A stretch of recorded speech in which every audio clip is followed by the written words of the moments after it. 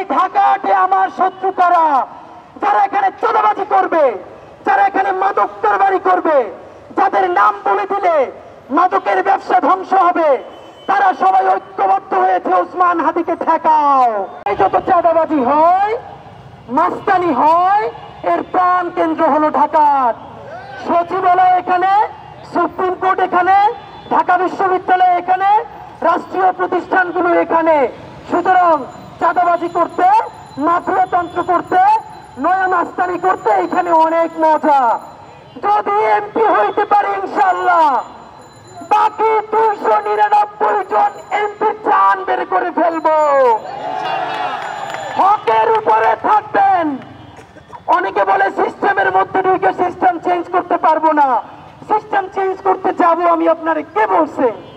299 জন এমপির তালিকা ধইরা কে কোন ভ্যান থেকে, সবজিওয়ালার কাছ থেকে, মাছওয়ালার কাছ থেকে, কর্পোরেট কোম্পানির কাছ থেকে, গ্রুপ অফ কোম্পানির কাছ থেকে লোক পাঠাইয়া চাঁদাবাজি করে, দখল করে, প্রত্যেকের নাম সংসদে দাঁড়াইয়া বিসমিল্লাহ বইলে দিব।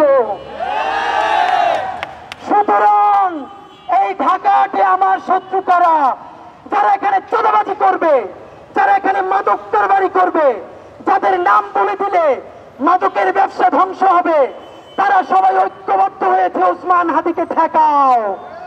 এই চাঁদাবাজি সিন্ডিকেটের সাথে জড়িত, যারা সেই আমলাতন্ত্রের মধ্যে জড়িত, আজকে সকল চাঁদাবাজের সেই গ্রুপ, মাফিয়াতন্ত্রের গ্রুপ, দখলবাজদের গ্রুপ এক হয়েছে যে এই ছেলে তো সবার নাম বলে দিবে। শোনেন, আল্লাহ যদি বাঁচায় রাখে, যা বলেই দেই, শরীফ ওসমান হাদির দায়বদ্ধতা সেই রিকশাওয়ালার প্রতি, যে আমার এইখান থেকে উঠাইয়া নিয়া ভাড়াটা নেয় না, চড়াই ধরে ভাড়া দিতে চাইলে চোখের পানি ছাইরা দেয়। আমার দায়বদ্ধতা সেই চাওয়ালা, শ্রমিকওয়ালা ভাই বোনদের প্রতি, যে 50 টাকা 100 টাকা দিয়ে আজকে আমার র্যালি কইরে দেয়।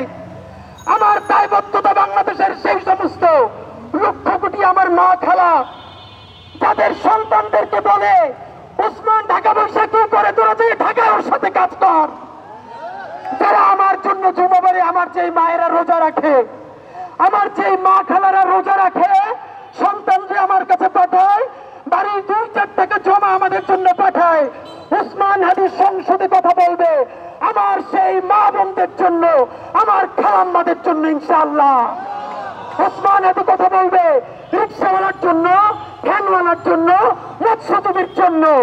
ওসমান হাদি ইনশাআল্লাহ কথা বলবে group of company, corporate company, যারা চাঁদা না দিয়া, শতভাগ ভ্যাট ট্যাক্স দিয়া হালাল ভাবে ব্যবসা করতে চায়, তাদের অধিকারের কথা বলবে ইনশাআল্লাহ। বাংলাদেশে আর কোন জুলুম চলবে? আমরা বেঁচে থাকতে জুলুমতন্ত্র আর এখানে কায়েম হতে দিব না।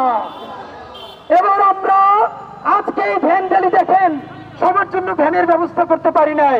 বন্ধুরা, যারা এত লোক আসবেন বুঝতে পারি নাই।